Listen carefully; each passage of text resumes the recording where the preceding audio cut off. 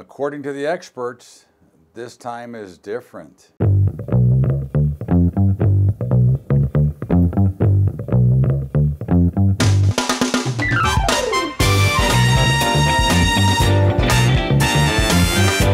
What's up, everybody? Welcome aboard to Bubba's Daily Update. And first of all, Lashana Tova, Happy New Year to all of my friends who celebrate the Jewish New Year.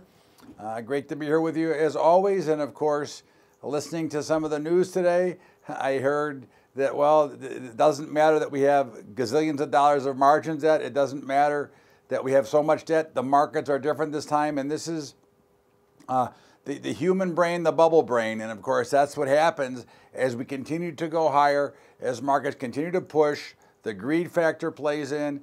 This time is exactly as it is every other time. And again, we don't know when this bubble will pop, but there is somebody sticking out there with a pin, waiting to give it a little pop. When?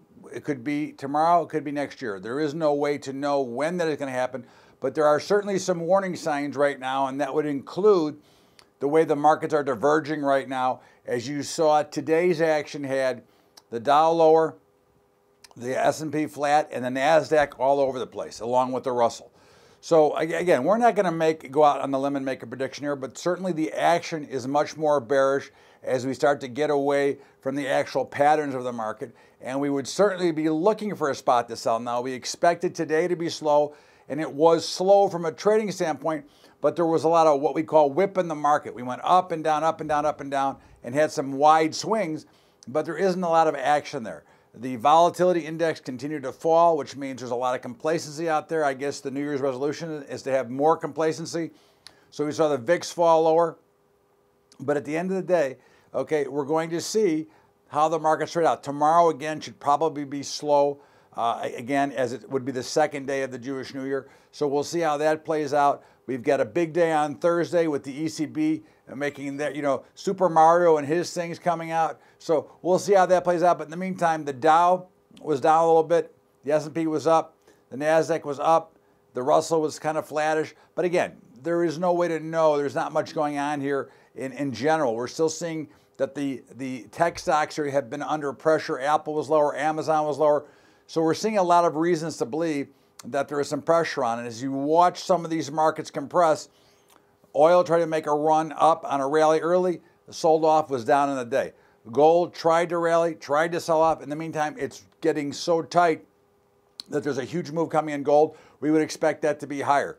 The dollar was a little bit weaker today, but certainly not very bad, and still holding that great support level. Excuse me. The overall picture is that interest rates are starting to rise, although the bond futures were a little higher today. They weren't higher by much.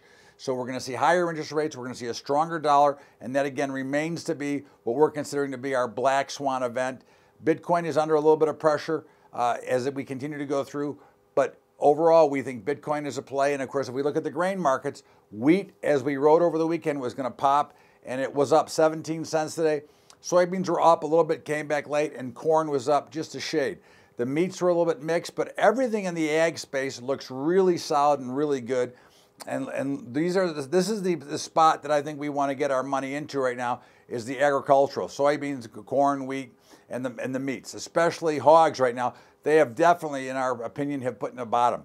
But again, we don't want to try to outguess or outsmart the market. We want to wait and let the market give us the best clue that it can, and that is what we would call a solid footprint that will show up in the markets as they're ready.